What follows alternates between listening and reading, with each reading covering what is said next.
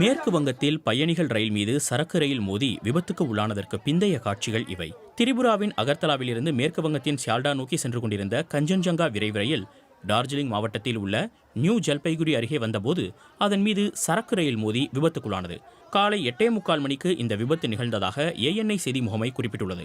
சரக்கு ரயில் மோதிய வேகத்தில் பயணிகள் ரயிலின் ஒரு பெட்டி சரக்கு ரயிலின் என்ஜின் மீது ஏறியுள்ளதை பார்க்க முடிகிறது. சரக்கு ரயிலின் பல பெட்டிகளும் தடம் புரண்டுள்ளன.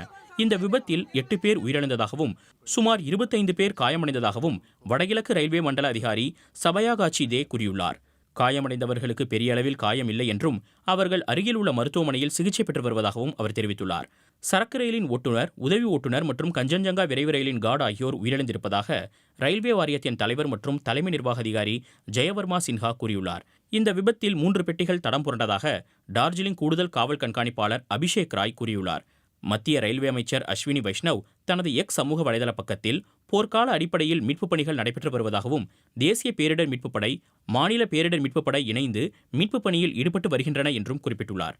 குடியரசுத் தலைவர் திரௌபதி முர்மு, பிரதமர் நரேந்திர மோடி, மேற்குவங்க முதலமைச்சர் மமதா பானர்ஜி உள்ளிட்டோர் விபத்து தொடர்பாக இரங்கல் தெரிவித்துள்ளனர். முன்னதாக கடந்த ஆண்டு ஜூன் மாதத்தில் ஒடிஷாவின் பாலசோரில் ஏற்பட்ட ரயில் விபத்தில் 2 பயணிகள் ரயில்களும் ஒரு சரக்கு ரயிலும் விபத்தில் சிக்கின.